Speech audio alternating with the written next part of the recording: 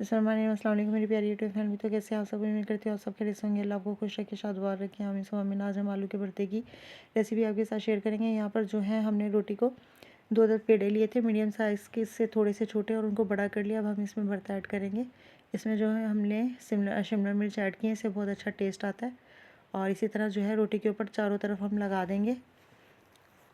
और ये देखिए हमारी रोटी में चारों तरफ लग चुका है। अगर आप जानना चाहते हैं कि आलू के भरते में हमने कौन से स्पाइसेस ऐड किए हैं तो उसका लिंक जो है मैं डिस्क्रिप्शन में दे दूँगी, आप वहाँ जाके देख लीजिएगा। और रोटी को जो है हाथों की मदद से बड़ा कर लेंगे। साइडों से ही हम ज़्यादा दबाएंगे ताकि जो है रोटी हमारी खुल ना जाए। आटा हमने थोड़ा सा सख्त गूँधा था, पतला नहीं था, सख्त था आटा, ताकि हमारी रोटी ना फट सके। तो ये देखें हाथों की मदद से जो हमने रोटी बड़ी की थी उसको बड़ा करके हमने जो है तवे पे डाल दिया। अब इसको जो है पराठे को हम चारों तरफ से सेक लेंगे।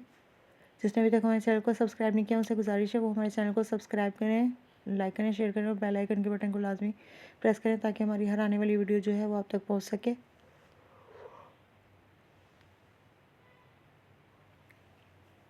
तो ये देखें जी, इसी तरह चारों तरफ से पराठे को जो है आलू वाले को सेक लेंगे।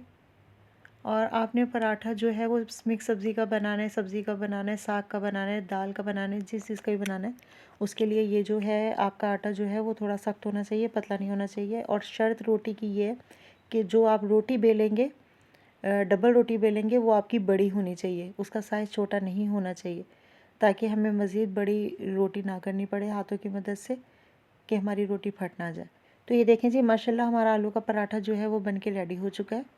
और अगर आपको हमारी ये रेसिपी आलू के पराठे की पसंद आए तो ज़रूर ट्राई कीजिएगा। इसी के साथ इजाज़त दें, अल्लाह हाफ़िज़।